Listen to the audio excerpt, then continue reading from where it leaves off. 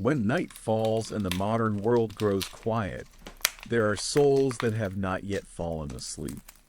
These souls are not only ours, but the distant whispers rising from the hills of Scotland, where every gust of wind carries echoes of a glorious, bloody, and unyielding past. This is not just a history lesson. It is the whispered tale of the earth, of stone, of hearts that once beat wildly in cold chests during stormy nights. Hearts that once loved, once raged, once vowed never to surrender, even through generations of blood and ash. Can you hear it? Beneath this silence, there are the faint hoofbeats in the distance, the murmur of pine forests in the wind, the mournful hum of bagpipes rising from misty glens, all of it pulling us back into an era where every decision, whether made by king or peasant, could decide the fate of a nation. Medieval Scotland is not only the story of kings and legendary battles. It is the aching chorus of thousands of lives, the poor farmer, the proud clan chief, the queen from a faraway land bringing the light of reform, or the newborn who never opened its eyes, taken by hunger and plague before life had even begun. There, among the gray stone castles and the fields of purple heather, love and hatred survived side by side. Clan honor was not just pride, it was a reason for centuries of bloodshed. A single insult, a stolen cow, or a disputed patch of land, could ignite a feud that lasted for generations.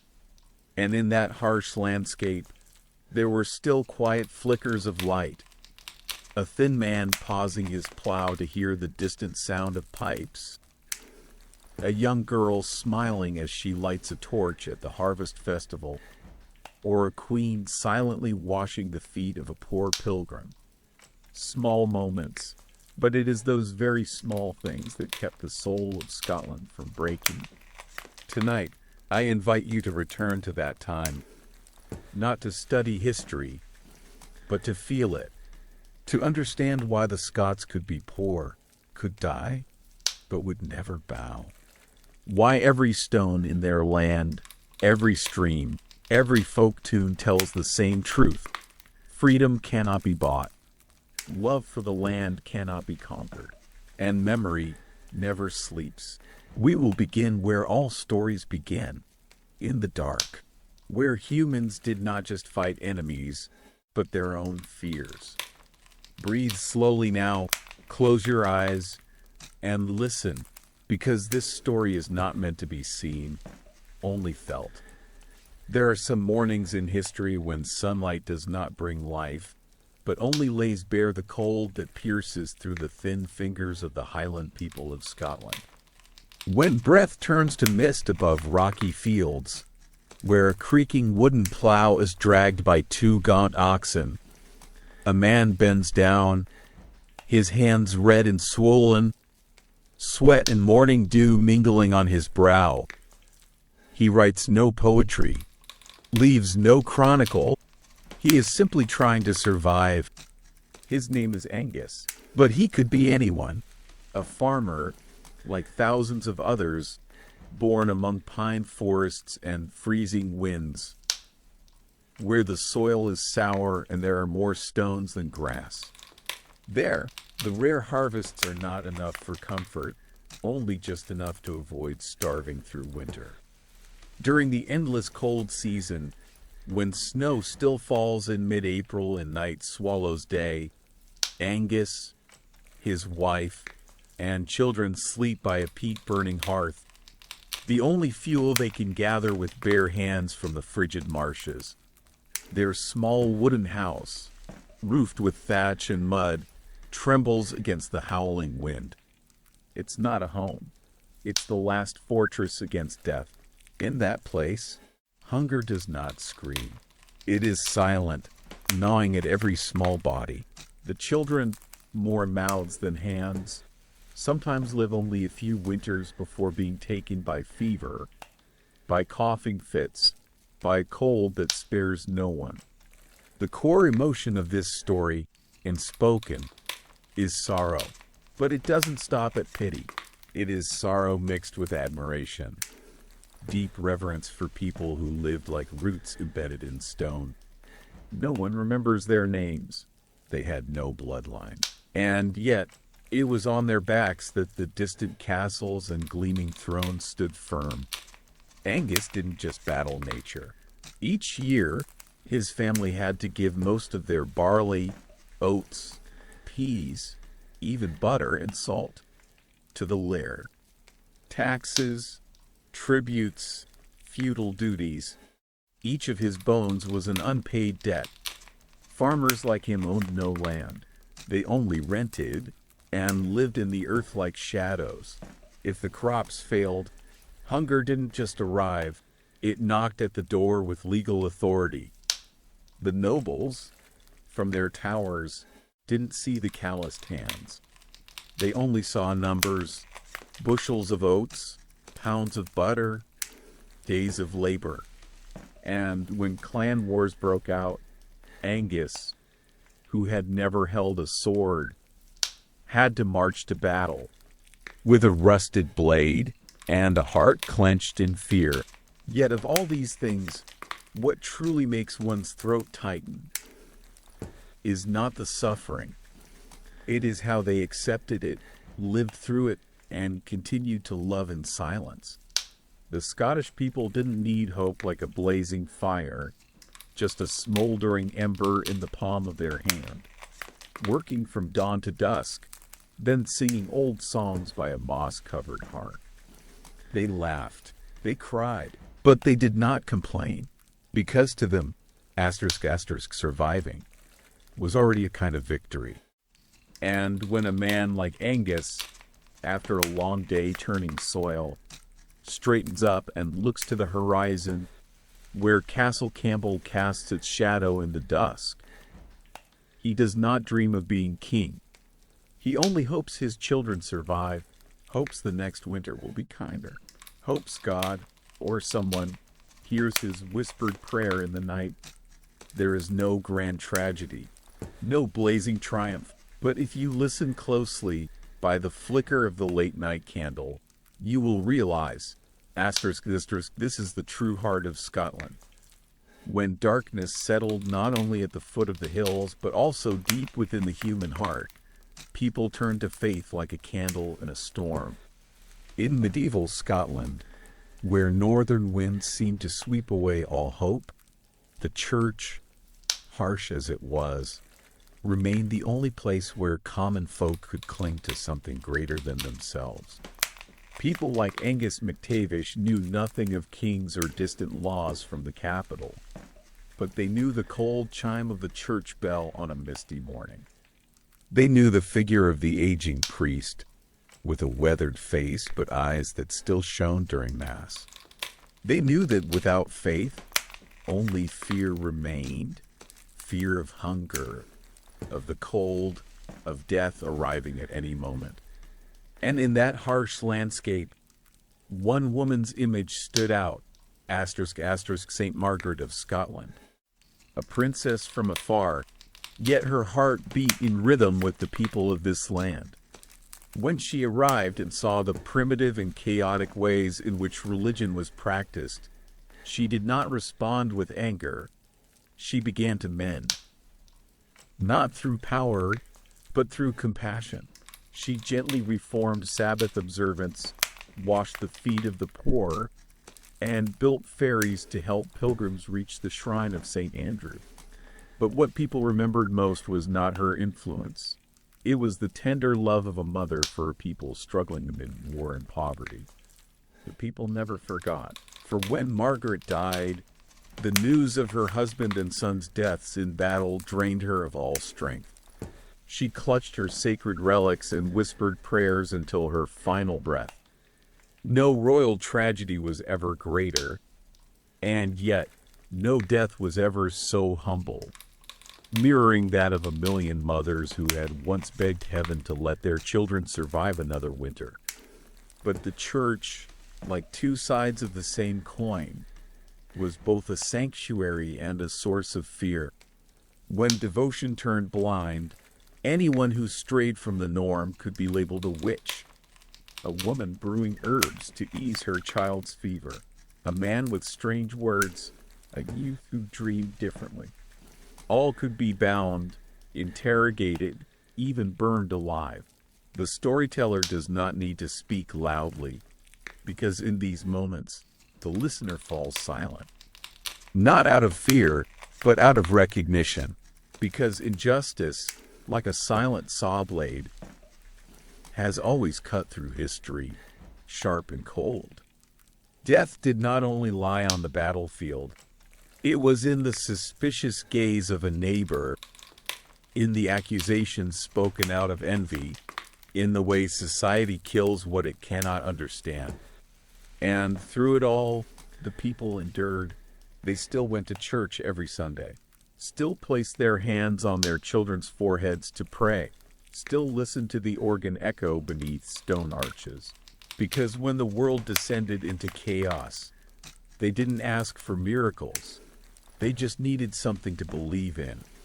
To believe that justice still lived somewhere. To believe that spirits like Margaret still watched over them.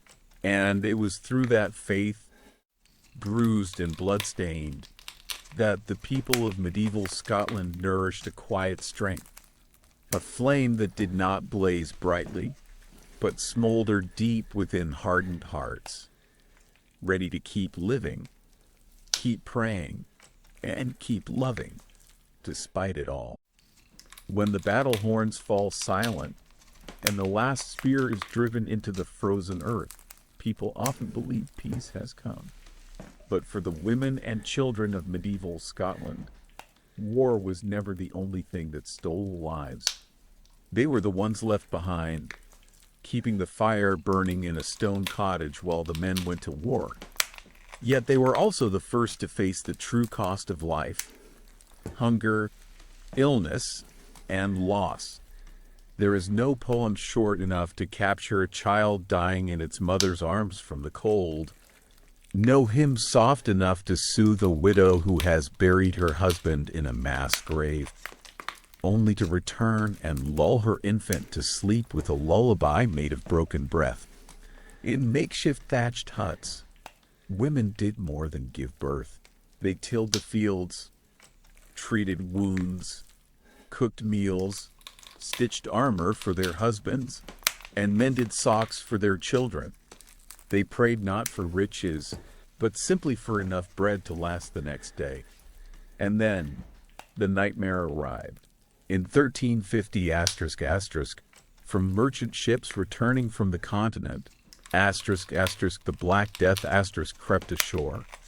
No warning horns, no invading army, only rats and fleas carrying a curse that had no name. Within weeks, once thriving villages became graveyards. Mothers had no tears left to cry. Fathers had no strength to dig graves for their kin. Children lay curled on straw mats, skin pale and lips blue, whispering "Mama" in feverish dreams. The sick were abandoned in the center of their homes. No one dared approach for fear of infection. And when night fell, only moans echoed through the darkness, like a silent curse settling over the highland soil.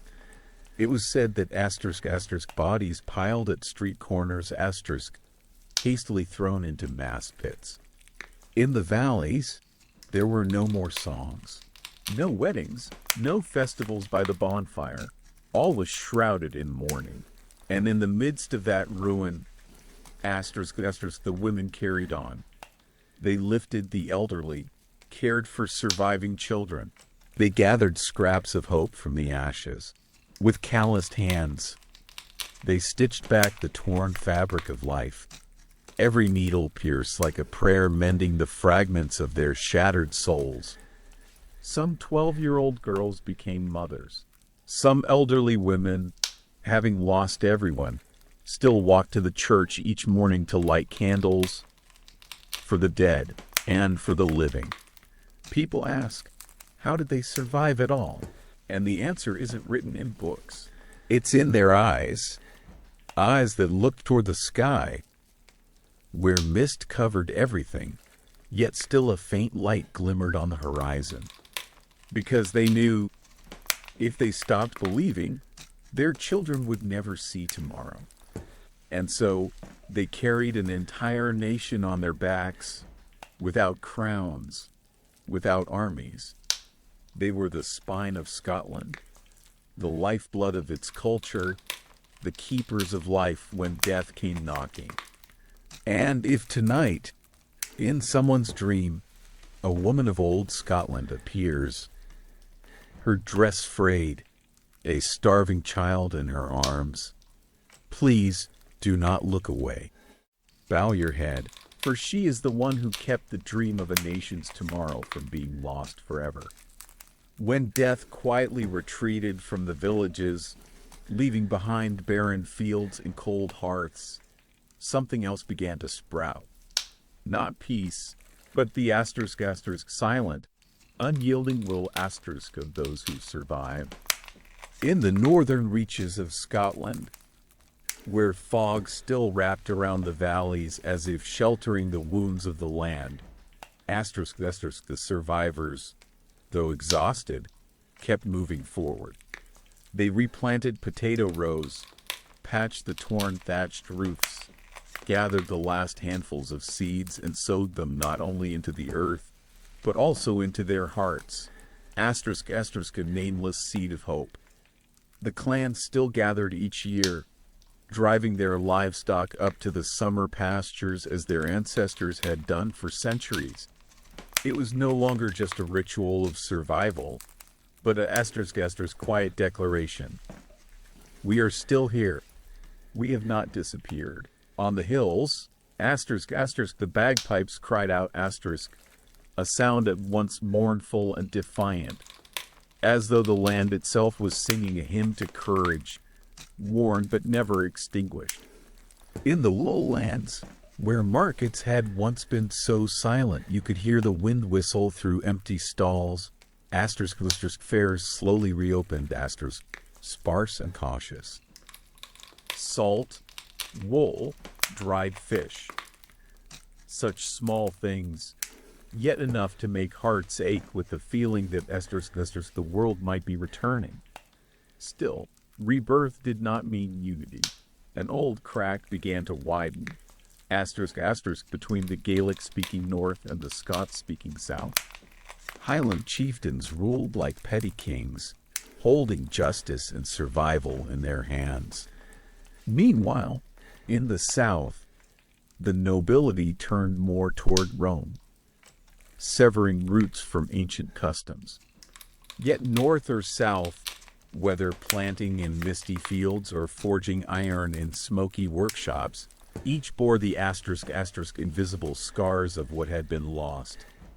And among the fading embers, Angus MacTavish emerged as a living symbol of a resilient nation, a tenant farmer under Clan Campbell, with nothing but calloused hands and a quiet heart that loved the land. Each day, Angus walked to the fields while dew still clung to the grass, hands gripping the plow, back bent low as if he were carrying the entire Highlands upon his shoulders. In his mind, there were no political schemes, no dreams of crowns, only memories of a brother lost in a raid, and worry for the coming harvest. He lived simply, but never insignificantly. In every drop of his sweat, a small piece of Scotland's history was reborn. Beneath the setting sun, when he looked toward the distant tower of Campbell, his heart held not just bitterness, but a sorrow ripened and cooled, transformed into strength. That strength, that's what kept Scotland standing.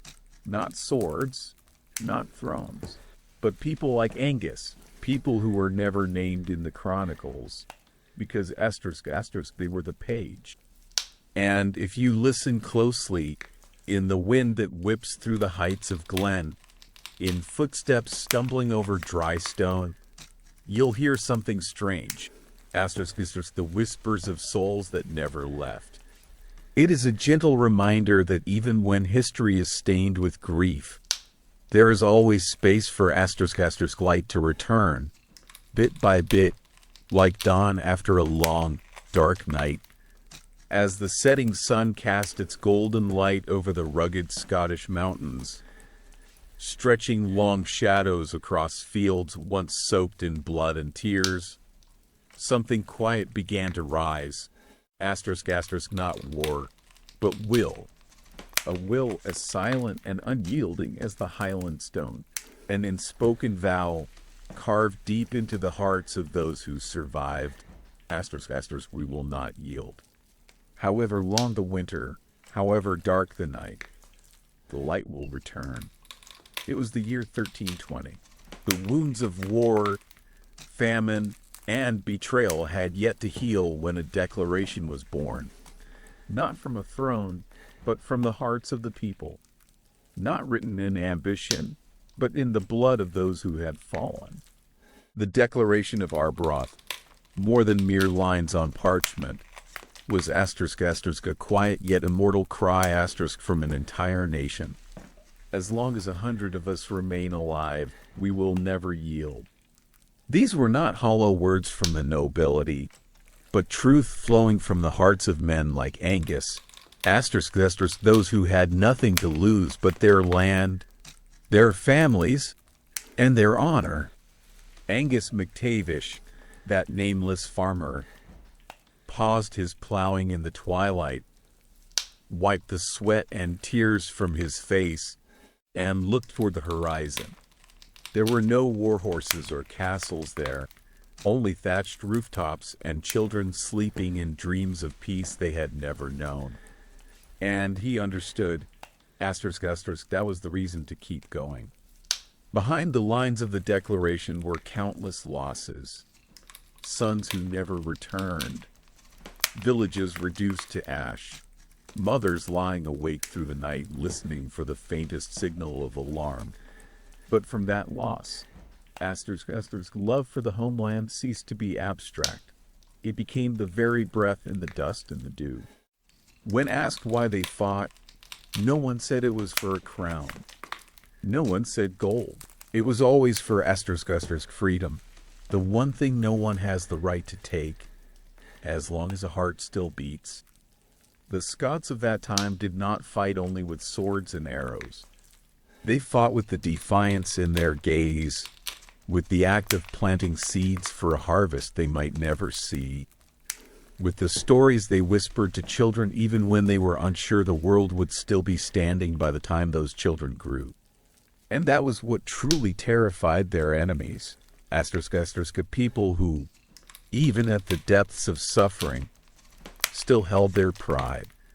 The Declaration of Arbroath did not close with triumph, but with an eternal promise that no matter who sat the throne, no matter how the world might change, the Scots would never forget who they are. On late nights, when the fire in the hearth had gone cold, Angus would often sit and quietly tell these stories to his grandchildren, not to teach them hatred, but to teach them Astor's pride.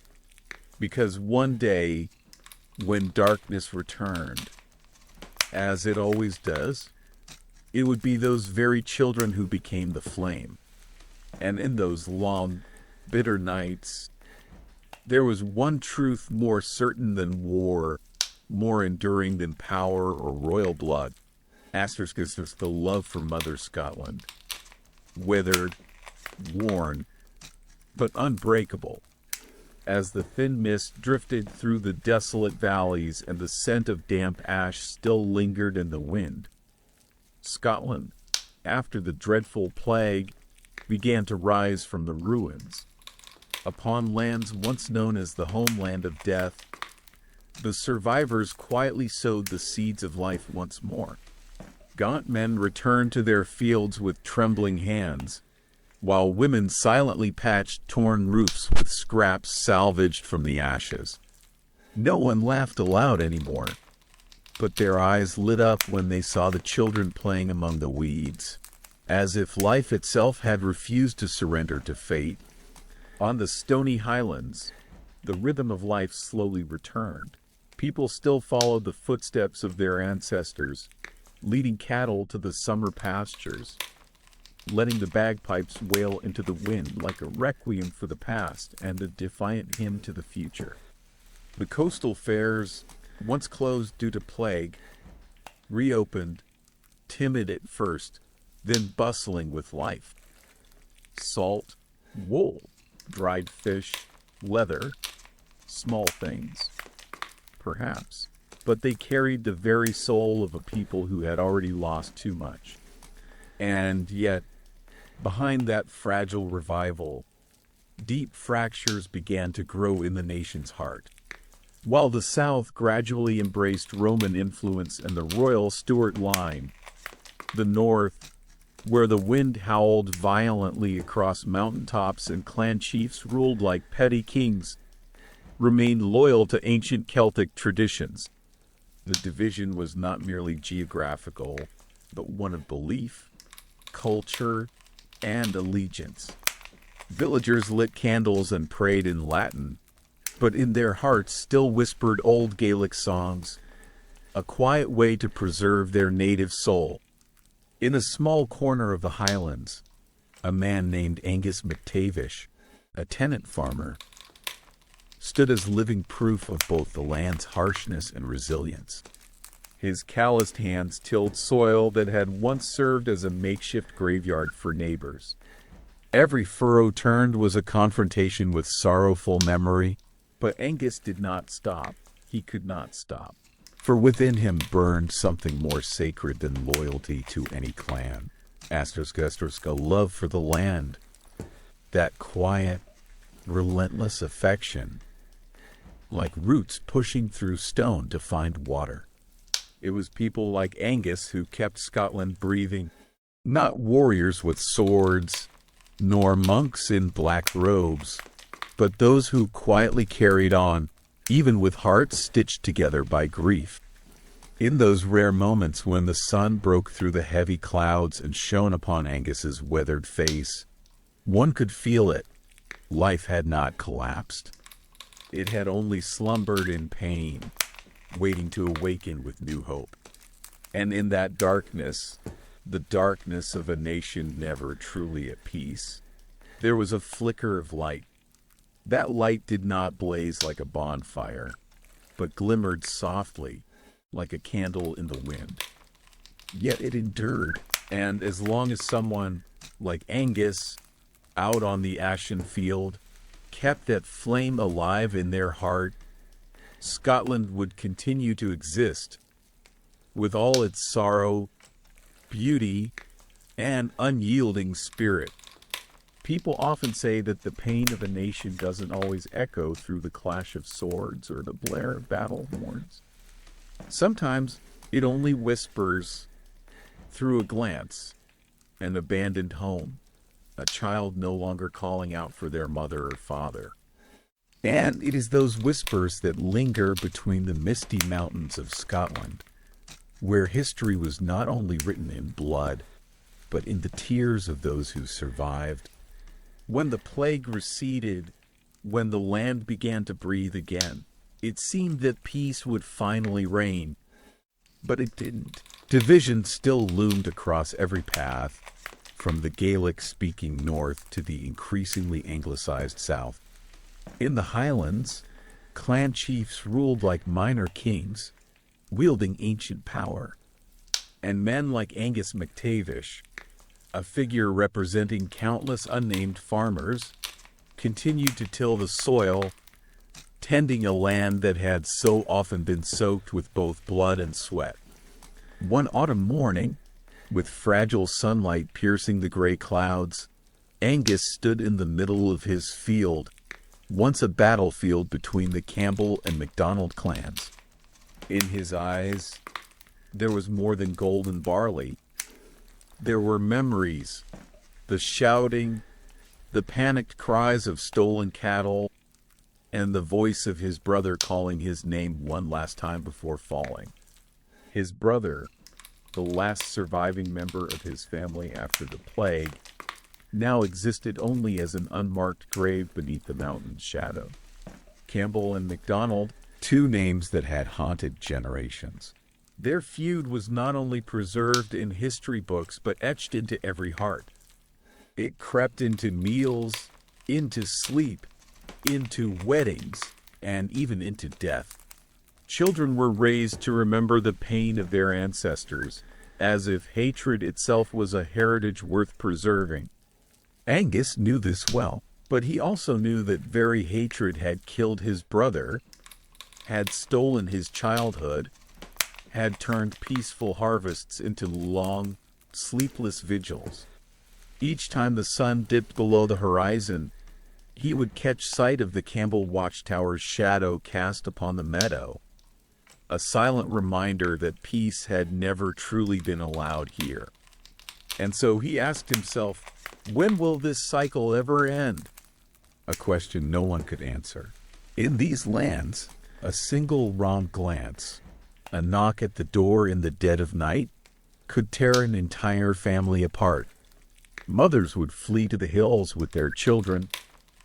Fathers would stand at the doorway with sword in hand, ready to die, just as their ancestors once did. Yet within that very brutality, something paradoxical endured. Asterisk, love for the homeland, the kind that wouldn't let people leave, even when they had lost everything. It was that love that kept Angus rooted, that kept generations of Highlanders from fleeing. They didn't live to exact revenge, but to prove that they had survived. That even if blades tore through flesh, even if plague erased entire lineages, they would still replant the barley, still lead cattle to the hills, still tell their children the old stories, with the hope that one day the story might finally change. Amid the swirling mists and howling winds of the Scottish Highlands, there are things that official history will never record, like the hurried footsteps of children racing up to the watchtower with arms clutching bags of oats, or the look in a mother's eyes when the war horn echoes through the night. This land, across centuries, was never allowed to sleep peacefully. A slight to honor, a glance taken the wrong way, or even a missing cow could spark the flames of war. Clan against clan, blood soaked into stone and soil, and sleep was no longer whole. Even in dreams, men clutched their swords, ever ready to hear the call, "Groom, prepare for battle." The Highland man was not just a farmer. He was a warrior, a father, a fugitive, and also the last protector of his kin. At his side, always, was a sword, a dirk, and a round shield. In his heart lived the memories of brothers who had fallen in the name of honor. In rare moments of peace, people tried to live as if tomorrow might be kinder.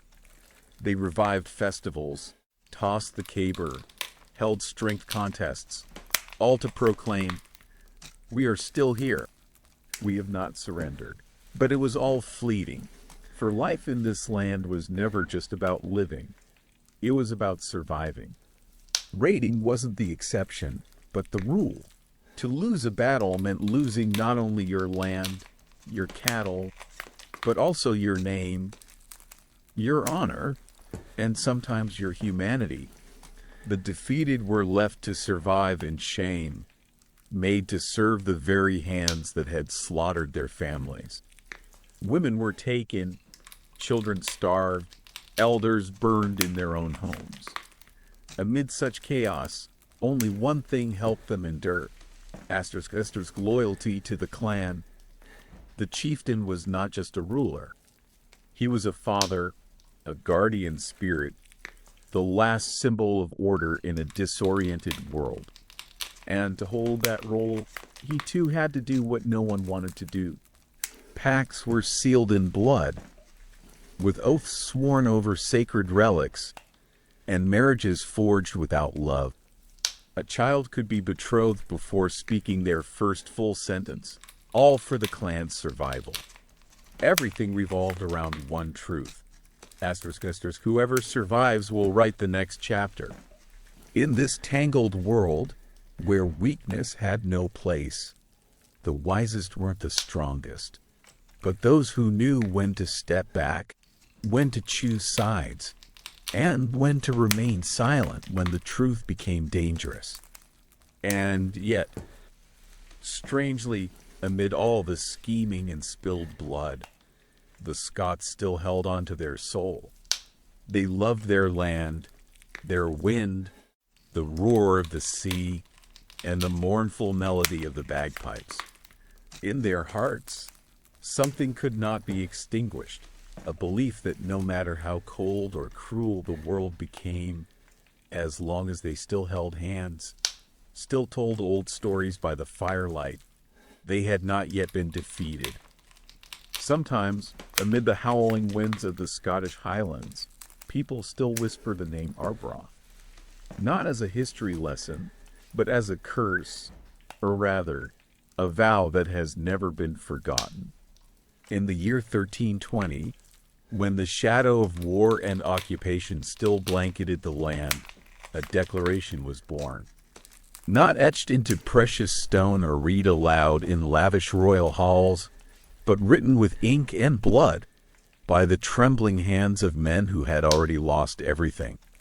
As long as 100 of us remain alive, we will never submit to the domination of the English. These words were not a call to arms, but a plea to live as human beings, to speak their mother tongue, to keep the land of their ancestors, and to bury their dead in the soil made sacred by their forebears. Amid the wind-blown hills, a farmer named Angus MacTavish still plowed his patch of hard earth each day. He was no warrior, yet his calloused hands had gripped both plow and sword. He could not read the words of the declaration, but he lived each day as though he were a part of it. The dusk settled over the fields. Angus looked up, his shirt soaked in sweat. In his weathered eyes, something shimmered, not tears, but a flame of wool that had never gone out. Though the wars had passed, and the raiders and nobles were no longer what they once were, he still saw, in dreams and in waking, the faces of fathers and brothers who had fallen for freedom. On certain nights, he heard the wind howl across the thatched roof. But in his mind, it was not wind. It was the voice of the ancestors, reminding the living of this land. A land torn apart, betrayed, yet never forgotten. For the survival of a nation is not held in crowns, nor in castles. It lives in the hearts of people like Angus, those who kept sowing seeds, kept telling stories, and kept loving, even after losing almost everything. The story of medieval Scotland does not end with a glorious victory or a triumphant peace treaty. It ends with something far smaller, but stronger than all, the belief that tomorrow will come. And on every chilly morning, as smoke rises from the chimneys of humble huts, the people of Scotland begin a new day, carrying in their hearts the vow of Arbroath like a small flame, warm enough to keep despair away, bright enough to keep them from losing their way. Not all legends are written in gold and the blood of victors. Some, like those born in the misty lands of Scotland, are woven from tears, ashes, and the solemn vows of survivors. As the flames from stone towers dimmed and the clans drifted into restless slumber, they never truly slept. Because in the heart of every Highlander lived a constant vigilance, a living memory of blades hidden in the dark, of screams piercing the winter night when enemies struck. Cattle were stolen, homes were burned, honor defiled, and all it took was a challenge, a wrong glance, for the fire of hatred to erupt once more between clans like the Campbells and the MacDonalds. No one was ever truly safe. Even children were taught how to flee in the dead of night, clutching sacks of oats and a few smoked herring, as if that was the only wealth a soul could carry. They lived in poverty, but never poverty of spirit. In their hearts, a fire still burned, a fire that didn't destroy, but smoldered, stubborn, and forever alive. The people bore more than just blades. They carried an unshakable loyalty to their clan chief. In a world where law was a distant luxury, a vow sworn between two calloused hands, over a cup of barley ale and a rusted crucifix, became the most sacred bond. They married not for love, but to protect the borders of a lineage. They bore children not only to become parents, but to safeguard a bloodline that could vanish after just one raid. And while kings in Edinburgh or London argued over crowns, in the Highlands, life itself was an unending battle. Stone fortresses crumbled and were rebuilt, just like the will of the people. Not majestic, not adorned, but more enduring than time itself. Perhaps the most heartbreaking truth was how familiar death had become. No one wept when someone fell. They simply looked to the sky, gripped their plow or sword tighter, and moved on. Because they knew, if they stopped, they'd be the next to fall. And still, in the misty evenings, when the bagpipes echoed through the valley, they danced. They told stories, and they believed something beautiful still waited ahead. Scotland, not just the name of a nation, but the echo of a people who refused to yield. A place where, even in dreams, one hears the call of war horns, and in the darkness of a brutal century, there remains a faint light glowing from hearts that would not surrender. Sometimes, the enemy doesn't come from afar, but is the very one who once swore to die for honor. In the tangled maze of Highland clan alliances in Scotland, loyalty could shift in the span of a single winter. A handshake today could become a dagger tomorrow, and even before the blood had dried on the battlefield, a broken promise carried by the wind was enough to cast an entire family into the abyss of betrayal. In 1646, at Dunneverty Castle, history engraved one of its darkest stains on the story of Scotland. The horrific massacre carried out by Clan Campbell against innocent members of the MacDonald clan. 300 souls, men, women, and children, had taken shelter behind stone walls, clinging to the fragile hope that surrender might spare their lives. But instead of mercy, they were deceived. One by one, in silence, they were led out and slaughtered. Blood ran down the ancient steps, mixed with rainwater, and flowed off the cliffs into the sea. No plea was heard, no forgiveness was given. That pain did not only kill people, it strangled the soul of a nation. Scots had long lived with cruelty, but what broke them was not the bloodshed, it was the betrayal. A visible enemy is easier to face than a false vow, and yet the Highland heart never freezes. The survivors gathered what fragments of dignity remained, patching honor back together with silence and resilience. They rebuilt their shelters. They taught their children to distinguish true honor from cowardice cloaked in power. For them, freedom was not merely about victory. It was about continuing to exist, to live in accordance with the spirit and tradition of their people. Through the turbulent years, as political alliances shifted like seasonal winds, as England and France dragged Scotland into a larger game than it had bargained for, the Highlanders clung to one unchanging truth: the clan. Not just blood, but a sanctuary of memory, a network where survival and love were deeply intertwined. Every child was born not only with a name, but with the burden of history, the duty to carry on and protect a shared soul. People lived and died, loved and betrayed, united and divided. But one thing never changed: the way the Scots rose from the ashes, not with hatred, not with lament, but simply by continuing on, just as their ancestors had. Every stone beneath their feet had soaked up the blood of a loved one. Every gust of wind through the glen carried the whisper of a mother who had lost her child. And every song sung beside the fire was a message to the world. We are still here. As darkness descended upon the moss-covered mountain peaks and heavy mist blanketed the valleys, the Highlanders continued to live in fear. Yes, but also in resilience.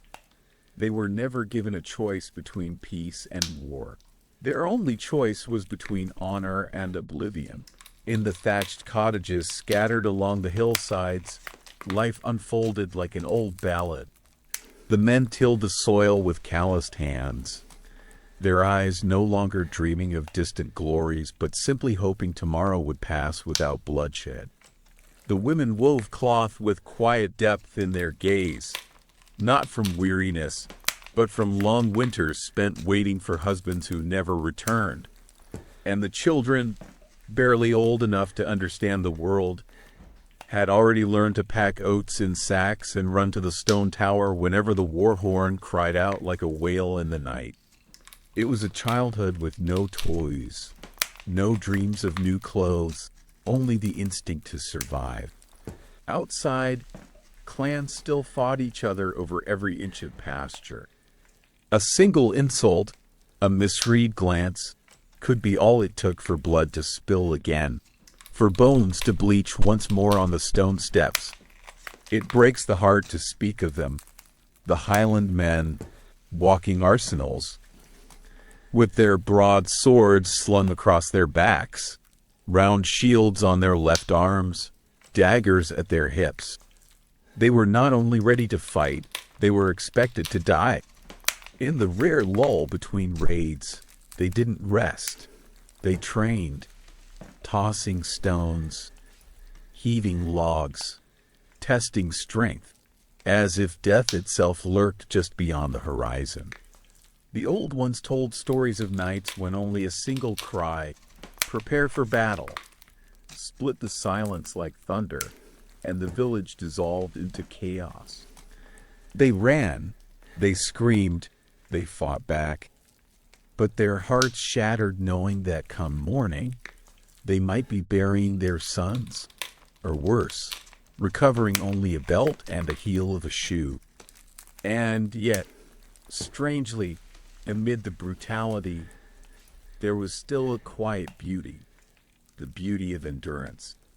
The clan chiefs, with cold calculation and iron hearts, were more than rulers. They were the only anchors in a world spinning out of control.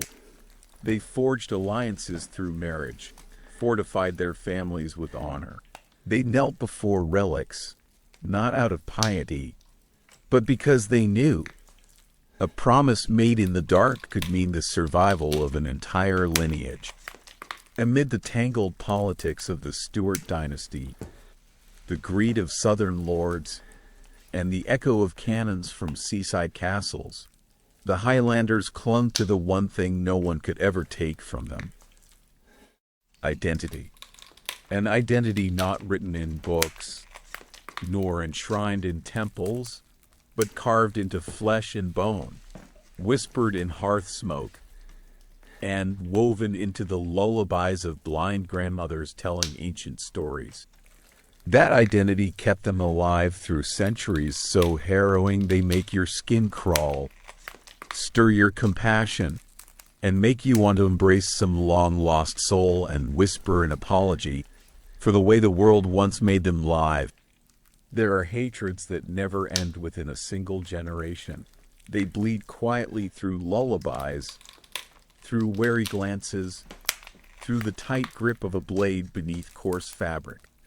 In the Scottish Highlands, the ancestral feud between Clan Campbell and Clan MacDonald was not merely a dispute over land. It was a scar carved deep into the memory of a nation. The story begins in the 14th century when Robert the Bruce granted Highland pastures to the loyal Campbell clan. But that land had belonged to the MacDonalds for generations.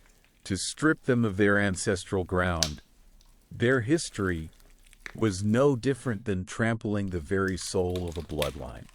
From that moment, blood was spilled without end. Raids, ambushes, midnight killings, all took place in the silence of mist, under the shadow of honor dishonored. Then came 1646. The tragedy reached its peak. Dunaverty Castle, a modest fortress clinging to a seaside cliff, became the last refuge of 300 MacDonalds, men, women, and children. They believed they had found safety. But when the Campbells arrived and laid siege, there was no mercy, no reprieve. Starved, shelled, and cornered, the MacDonalds were forced to surrender, empty-handed, eyes brimming with tears. Yet the Campbell commander, a man named Gillespie, saw no human beings in those frightened souls. He saw only the name MacDonald and blood that had to be avenged. In a cold, calculated massacre, each MacDonald was executed, even the women, even the children. Their cries went unanswered. Tiny hands were pushed into the sea as their bodies were cast from the cliffs, the tide sweeping away all that remained. No graves, no prayers, only silence and the sound of crashing waves. That night, the Highlanders could not sleep, not because of alarm horns, but because of the nightmare etched into their very being. Since then, in tales whispered through generations, Dunaverty ceased to be just a place. It became a wound. And yet, bitter irony followed. There were moments when Campbell and MacDonald, despite carrying each other's blood on their hands, stood on the same side. When King James IV began to suppress the Highlands in the late 15th century, the MacDonalds were stripped of power, and the Campbells, their sworn enemies, defended them, not out of love, but out of strategy. In a world where survival depended on the fragile balance of power, even enemies could become allies, if the times demanded it. That was the true nature of the age, a tangled web of betrayal, alliance, loyalty, and fear. A promise whispered on a rainy night could save an entire clan, or destroy it by dawn. Living in the Highlands wasn't living. It was walking a tightrope stretched between honor and death. Listening to this story, no one needs to cry. And yet, something tightens in the chest. Not from the cruelty, but from the resilience. A people might be slaughtered, betrayed, cast from the land of their ancestors, but their spirit lives on.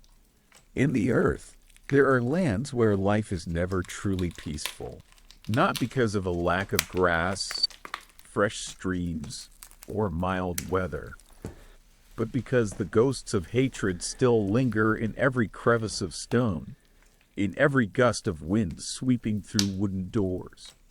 In the Highlands of Scotland, people didn't learn how to live. They learned how to survive. Life here was like a drawn bowstring, always tense. Anything could spark a war. A stray cow, a suspicious glance, a contested patch of grazing land. One clan saw another not as fellow humans, but as threats. And their history wasn't written on paper. It was written in blood, splattered on armor, echoing in the screams of midnight raids. A Highland man never left home without a sword, a dirk hidden in his belt, or at the very least, a small blade strapped to his calf. They were living arsenals, always ready to defend the honor of their clan with their lives. Even while plowing the fields, someone would stand guard. No one knew when battle would begin, only that it would. Women and children weren't shielded by innocence. They grew up under the blare of alarms, learned to bar the tower doors, and to pack sacks of dry oats and smoked herring in the few minutes before enemies might arrive. Even sleep was a luxury.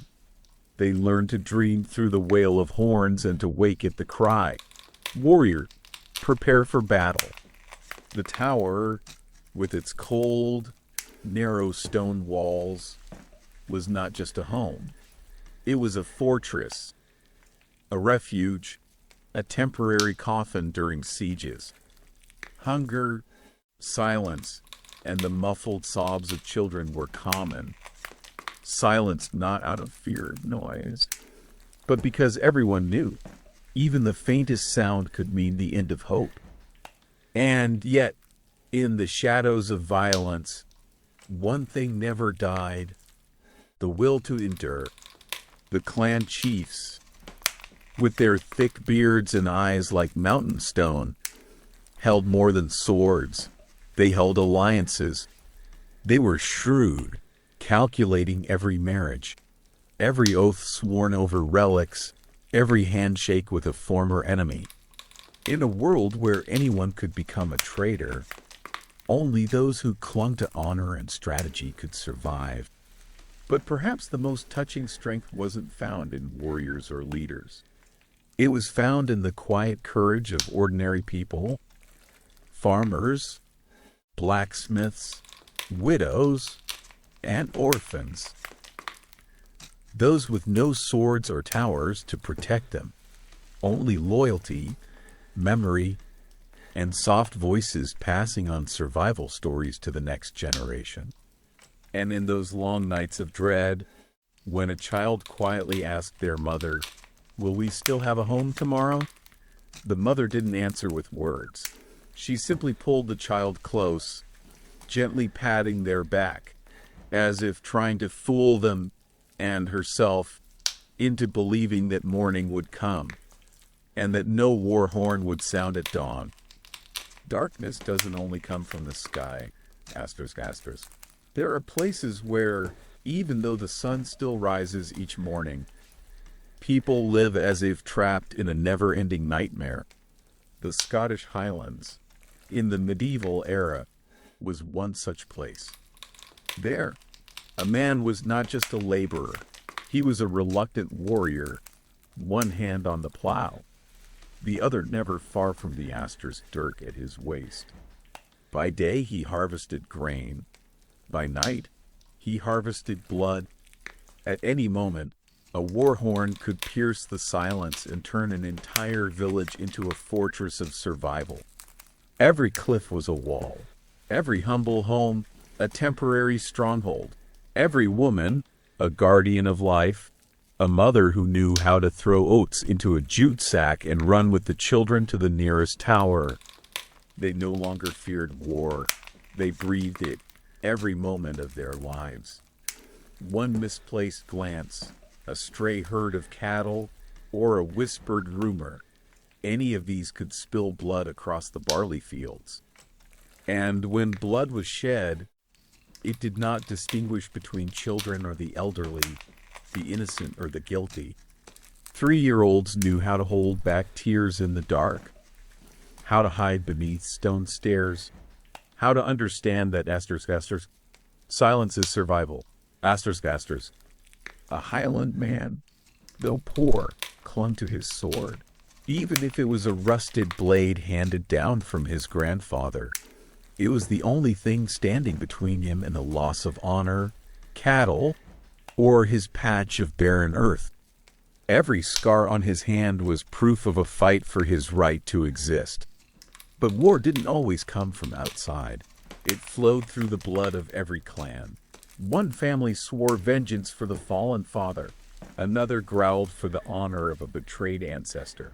And so, The cycle of generational revenge became a mournful lullaby for the children.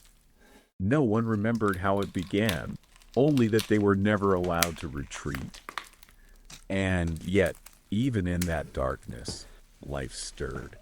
The clan chiefs were not just commanders. They were spiritual anchors, strategists who forged alliances, arranged marriages, and swore oaths over relics, all to keep their people alive. A delicate web of survival and loyalty, where even love had to be sacrificed for the safety of the bloodline. But what truly chills the soul is not the war itself. It is the unreasonable resilience of Highland people. Despite everything, they still loved their mist-covered land. They still told stories of their ancestors with pride. They still sang sorrowful songs about a homeland that refused to bow. And when rare peace came, they held stone-throwing contests, raced up hills, or drummed around a fire to remind one another, asterisk, we are still alive, and we are still Scots, asterisk.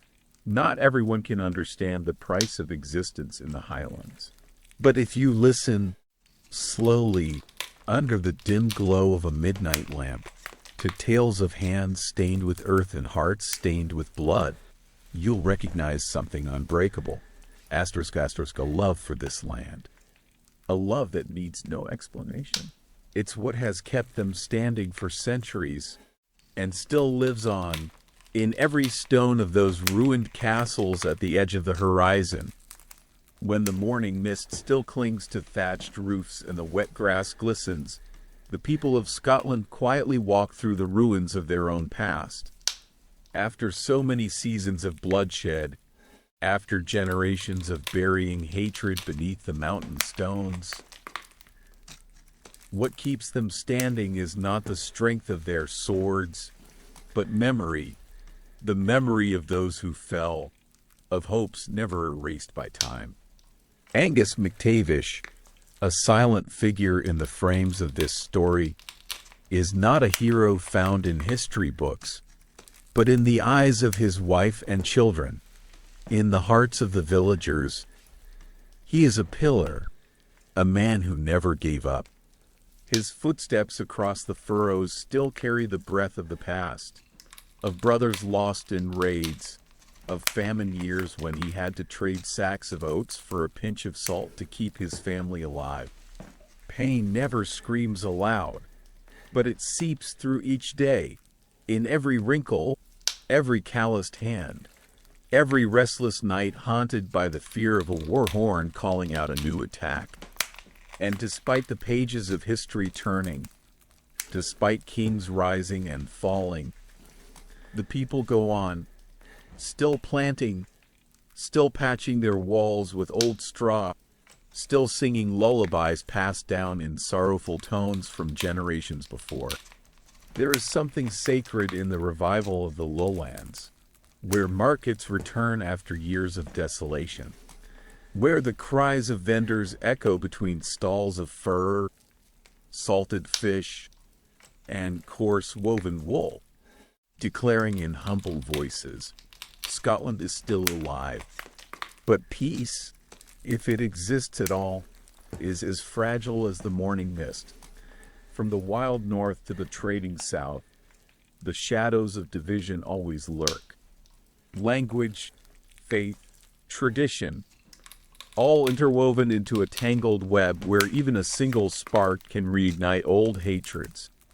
In monasteries nestled on the hillsides, Catholic monks still light candles, still pray for the souls of the living and the dead.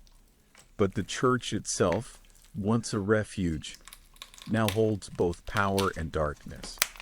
There is compassion within its walls, yes, but also fear. Accusations of witchcraft, cold inquisitions carried out in the name of faith, brought countless lives to ruin, not by the sword of the enemy, but by the very hands of their own community. It is bitter indeed when a nation is torn not only by foreign invaders, but by the invisible fault lines running through its own soul. Yet it is within this pain that the Scots found their identity. They do not long to be remembered for triumphs, only to be understood as people who did not surrender. As the sun softens over the heather-covered hills, the storyteller bows their head and whispers, "Here, time does not heal all wounds, but it teaches us how to live with them. And sometimes it is through the cracks that the light finds its way in." When the flames of war had momentarily subsided and the rusted swords lay still in the shadows of time, Scotland's deepest wounds did not come from outside invaders, but from within her own soil, where brothers turned against each other for faith, for crowns, and for souls torn in half. Amid those somber pages of history, a woman emerges, not a warrior, not clad in armor nor bearing arms, yet her voice would shape an era. Her name was Margaret Tudor, the wife of James IV, the king who fell in the tragedy of Flodden, leaving behind a son barely 2 years old to inherit the throne amidst chaos. Margaret, a woman born into the English court, became a fragile bridge between two peoples long bound by enmity. Within her, a constant tearing between origin and duty, between the son who bore Scotland's royal blood and the memory of a husband lost to English swords. But this story is not only hers, it is the story of a nation teetering between two worlds. Behind palace walls, political calculations and marriages arranged like chess pieces across Europe's grand board buried the fates of countless women. They were not given the choice of love, only of duty. And through those choices, the destiny of entire kingdoms shifted. As James V came of age, alone amid power struggles for regency, he learned not only how to wield a sword, but how to suspect. The boy carried within him the loneliness of one born to be served but never truly loved. And when his eyes turned to a woman, Marie de Guise, Scotland's fate was once again entwined with the land across the sea, France. It was no fairy tale romance, no peaceful marriage, but within those turbulent years, a child was born, a daughter who carried the blood of two royal lines, Mary, Queen of Scots. When Mary was born, people whispered prophecies that blood would be spilled again, that the throne would tremble. And they were not wrong. Mary, that child of fate, was born a symbol of division between England and Scotland, between Catholicism and the Reformation, between a longing for freedom and the heavy hand of religious control. In her lullabies were hidden warnings. In her cradle lay a kingdom burdened with both hope and fear.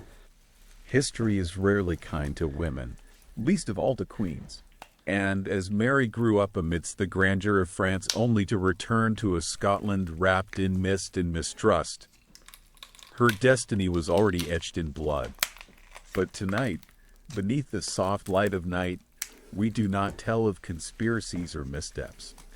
We speak of a mother who once held her small child's hand before an altar in a castle where wind whispered through cold stone halls.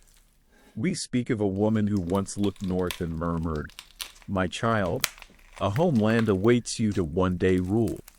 But remember, ruling a kingdom is not as hard as ruling one's own heart. And in that story, the listener shivers quietly, for history is not merely something of the past, but the echo of choices whose consequences we still carry today. When winter blanketed the valleys with a frost as fine as mist, the people of the highlands did not rest. They kept sowing seeds into frozen earth, patching leaking roofs, and straightening timber posts bent by the howling wind. But more than the biting wind or the hunger gnawing at their bellies, what kept them awake at night was the sudden clatter of hooves in the dark. the piercing cry of the war horn from the hilltop, warning that the enemy was near. The Highlands were never a place of lasting peace.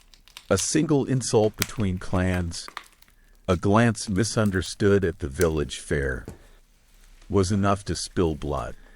The grass had barely sprouted before men were readying their sword belts.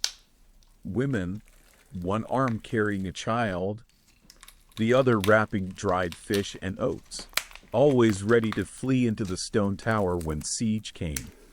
Even the children grew up to the sound of clashing blades, like the cold metal of dying harvests. In their dreams, they didn't see golden wheat fields, but their parents collapsing on blood-soaked ground. None of them lived without understanding the fragility of each day. The Highland man worked the land, but always carried a dirk at his back, a dagger as cold and sharp as a vow of revenge. The wealthier ones wore rough forged iron armor, tempered in the fires of fear and loyalty. They did not call each other farmers, blacksmiths, or soldiers, but brothers. In the Highland game of survival, it wasn't the sharpest weapon that kept you alive, but the unbreakable bond of blood and honor. On the rare days when no one shouted, "Prepare for battle," the men would gather to compete in stone throwing, spear drills, testing their strength and swiftness, not for amusement alone, but as a reminder, at any moment, any one of them might have to defend a roof, a mother, a child, with those very calloused hands. And if they lost, they knew what awaited: livestock stolen, homes reduced to ash, children scattered. The defeated might be executed publicly, or worse, left to wander as ghosts, with no land, no kin, no name. In that world, people were ready to die for the honor of their clan, for a piece of earth where their ancestors had once fallen. The clan chief, bearer of life and death, had to see beyond the morning fog. He didn't just wield a sword, but carried the weight of fate.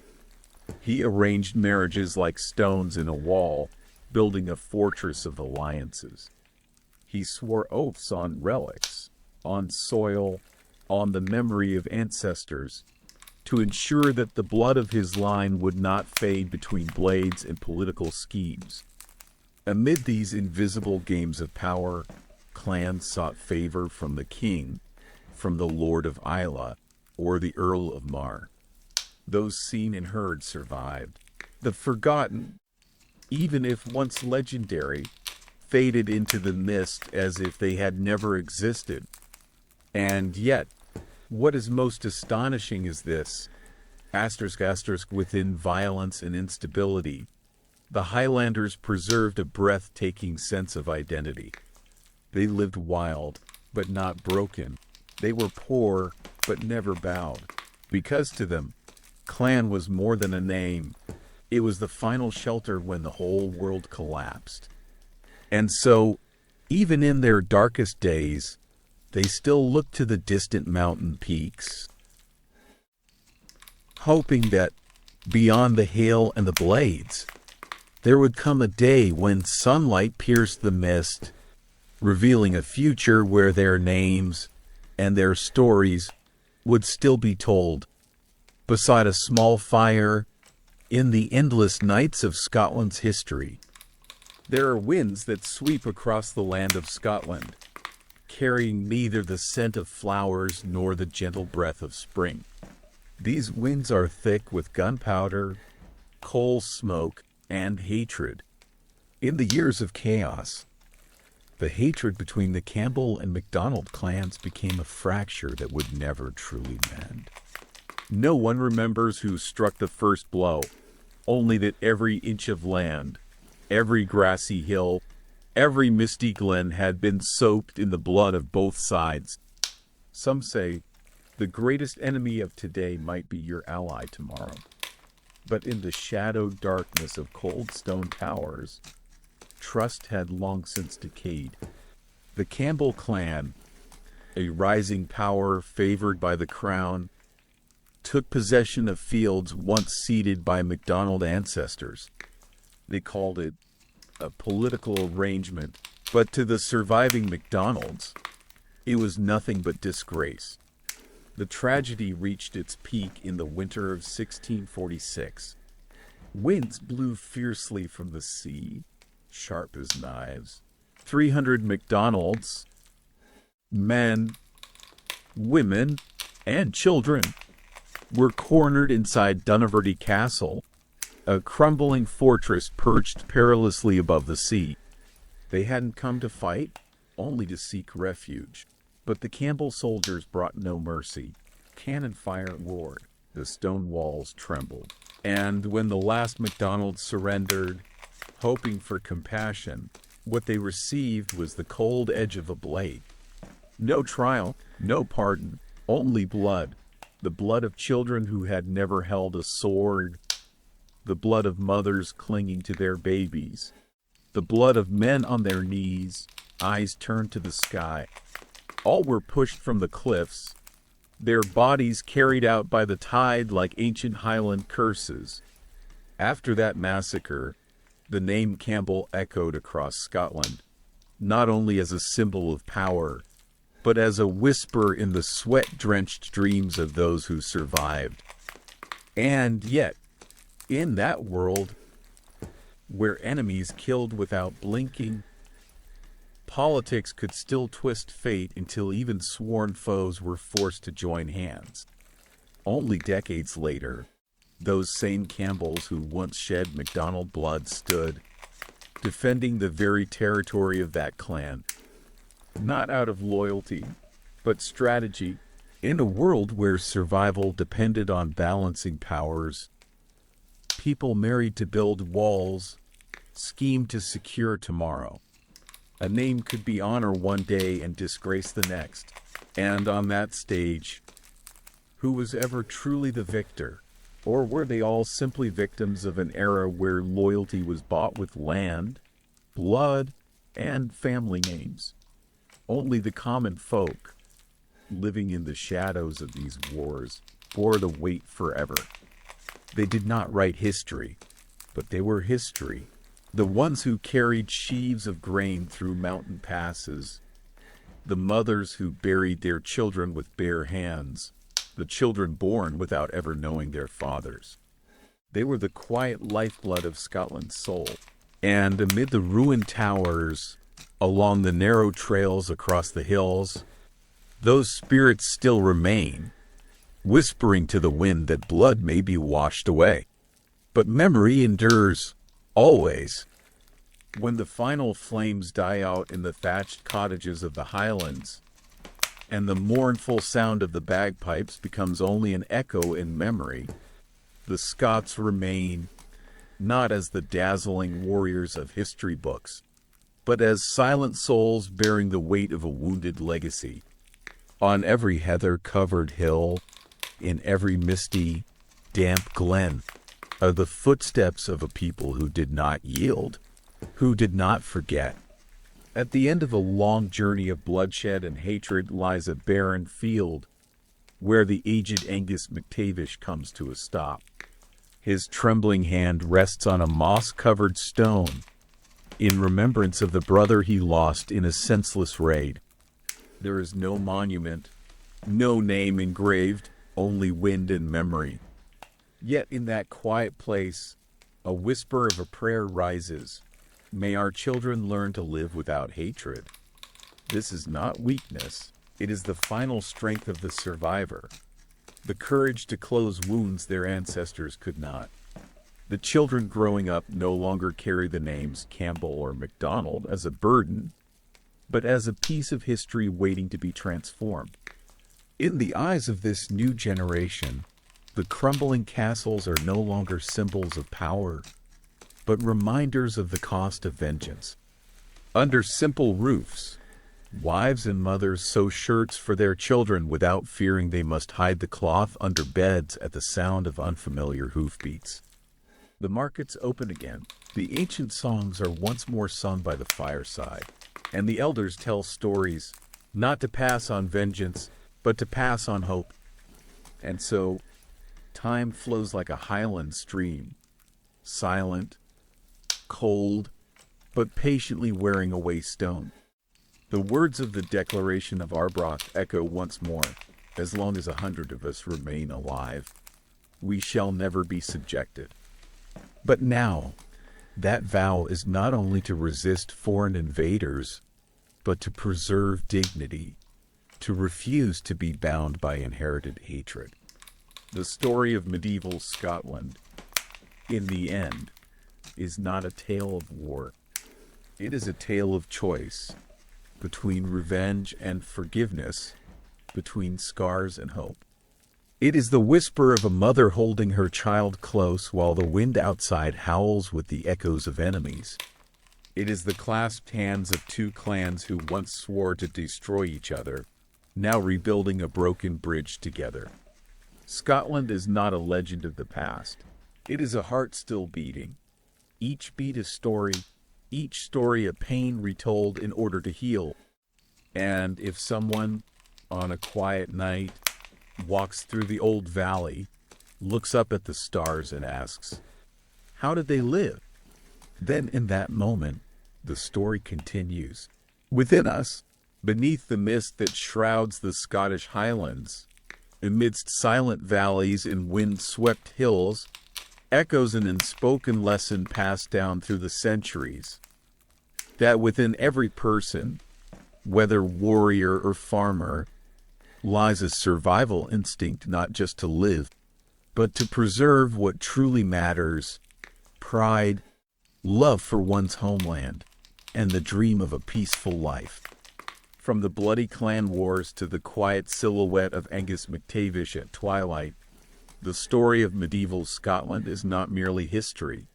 It is a mirror reflecting our own present. We learn that hatred, no matter if it begins with honor or pain, if left unhealed, becomes a scar passed from one generation to the next. The clans who once shed blood for loyalty, who lived in fear and vengeance, ultimately had to face a truth. Life cannot grow upon the scorched earth of hatred. And it is people like Angus, not kings or warriors, who are the true soul of the nation. Those who endured silently, who kept walking through loss, hunger, and storms. Their lesson is one of quiet resilience, something we all need in this chaotic modern world. Even when we face pressures, losses, or injustice, let us remember, those who came before us lived, endured, and chose love over revenge. They planted seeds of forgiveness in fields ravaged by war, and from those seeds, spring returned. If this story has warmed your heart, helped you momentarily forget your worries, and soothed your soul as though someone were telling you a story by the fire late at night, then perhaps you also understand why we need stories like these. Not just to remember, but to sleep better, to let our hearts be comforted by empathy and peace. So if you enjoy these gentle, heartfelt tales, stories that not only help you understand the past, but also bring healing to your sleep tonight, please follow the channel and share this video with someone you love. Who knows, on some quiet night, they too might need a warm voice to lull them into peaceful rest. Thank you for listening until the very end. I wish you, and all those you love, a deep, gentle sleep, like the soft mist on the Highland peaks, where peace has never truly left.